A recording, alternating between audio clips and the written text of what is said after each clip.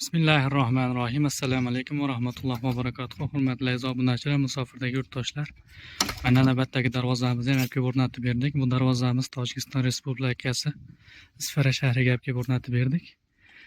Bu darvozamiz haqida qisqacha ma'lumot berib o'tadigan bo'lsak, darvozamiz stoykalari 8x8 lik 2 lik stenada bo'ldi. Profillar 6 ga tur, 1.7 stenada. Listlarimiz 2 lik listdan 2 qavatli bo'ldi. Ko'rishingiz mumkin. Mana nerjinkalarigacha qo'yib berdik. Juda ideal holatda bo'ldi. Zamoklari har doimdek zubur zamok. Mana bunaqa nalichkalari bilan bo'lsin deyishdi, nalichkalarigacha qo'yib berdik, xudo xolasa. Bu darvozamiz общий razmeri nalichkalari bilan 4.70 ga, balandligi 3.5 metrga bo'ldi. Ko'rishingiz mumkin. Juda ideal holatda o'rnadi. Mana bu joylariga soplarigacha qo'yib berganmiz, dastalarigacha. Eshiklaridan tashqariga ochiladigan zamogi har doimda zubur zamok. Orqa tomondan ko'rishingiz mumkin. Orqalari ham tekis bo'ladi, xudo xolasa ko'rib turganlaringizdek.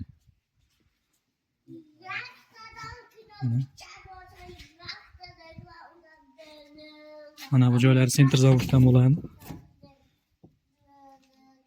Joylar bitta qo'lda bemalol ochilish mumkin. Bu darvozamizni kvadrat metrini 1.200.000 so'mdan boshlanib 1.400.000 so'mgacha olib kelib o'rnatib beryapmiz. Kelishilgan holatda stenkalariga qarab o'rnatib beraveramiz, xudo xolasa. Azizlar, videolarimiz yoqqan bo'lsa, kommentariyada o'z fikrlaringizni qoldirishlaringizni so'raymiz. Obuna bo'lmaganlar obuna bo'lib qo'yasizlar degan umiddamiz. Sog' bo'linglar, salomat bo'linglar, Allohga omonat bo'linglar.